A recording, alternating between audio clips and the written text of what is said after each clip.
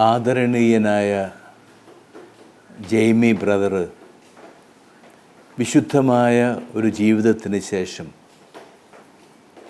ദൈവത്തിൻ്റെ പക്കലേക്ക് വിളിക്കപ്പെട്ടിരിക്കുകയാണ്. അധിക നാൾ ജീവിച്ചില്ല. ജീവിച്ചതിൻ്റെ അധികം സമയവും അൾത്താരയുടെ സമീപത്തായിരുന്നു. എല്ലാ ദിവസവും മഴയാകട്ടെ മഞ്ഞാകട്ടെ, രോഗമാകട്ടെ, എന്തെല്ലാം പ്രയാസങ്ങളുണ്ടാകട്ടെ, എല്ലാ ദിവസവും കാലത്ത് 5 മണിക്ക് ജെയ്മി ബ്രദർ ഡിവൈൻ ധ്യാന കേന്ദ്രത്തിൻ്റെ സ്റ്റേജിലുണ്ടാവും. അന്നത്തെ ധ്യാനത്തിൻ്റെ എല്ലാ കാര്യങ്ങളും സജ്ജീകരിക്കുവാൻ, പ്രാർത്ഥനയ്ക്കും ആരാധനയ്ക്കും നേതൃത്വം കൊടുത്തും സ്റ്റേജിൻ്റെ എല്ലാ കാര്യങ്ങളും സജ്ജീകരിച്ചും ദിവസം മുഴുവനും ജെയ്മി ബ്രദർ അൾത്താരയ്ക്ക് സമീപമുണ്ടാവും. ആ സാമീപ്യമാണ് ജെയ്മി ബ്രദറിൻ്റെ ജീവിതത്തിൻ്റെ വിശുദ്ധിയുടെ കാരണം. അദ്ദേഹം എത്രയോ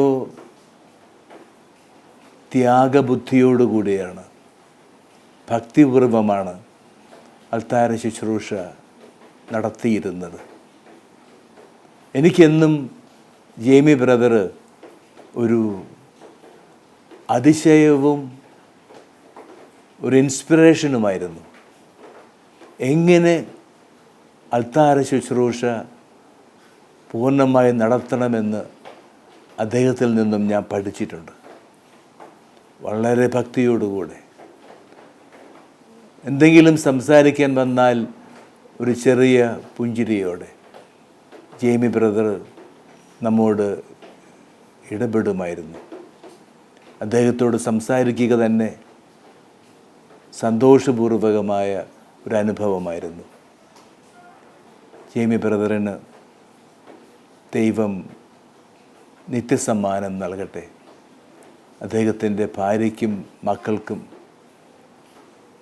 എല്ലാ അനുശോചനങ്ങളും അറിയിക്കുന്നു.